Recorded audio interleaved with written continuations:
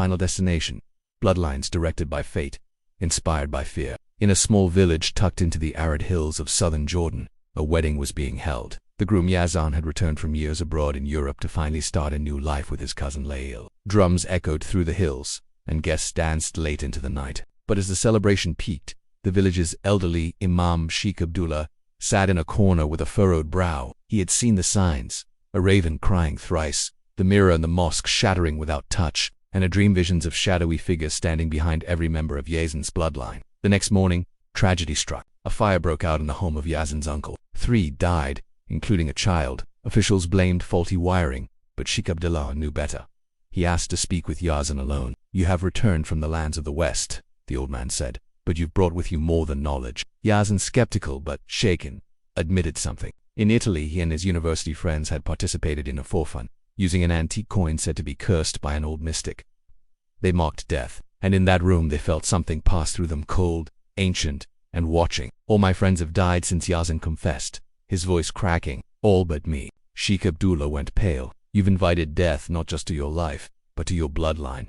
This is not coincidence." "It is." Al-Kadboot disturbed. Yazan tried to repent. He prayed. He fasted. But death has its rhythm, and it had already begun. One by one, members of his extended family met horrifying ends, each one eerily specific to their greatest fear. His aunt, terrified of drowning, fell into an irrigation well with no one around. His cousin, who suffered nightmares of being buried alive, suffocated in a landslide on the farm. His younger brother, terrified of snakes, was bitten by a serpent species thought to be extinct in the region. The deaths followed no clear order, no logic, but all were family, all were blood. In desperation, Yazan turned to the last person left who might know what to do. An old woman said to be the last Arifa folk healer and keeper of ancient secrets. She lived alone in the Black Mountains, her home surrounded by talismans and verses of Quran inscribed in charcoal on goatskin.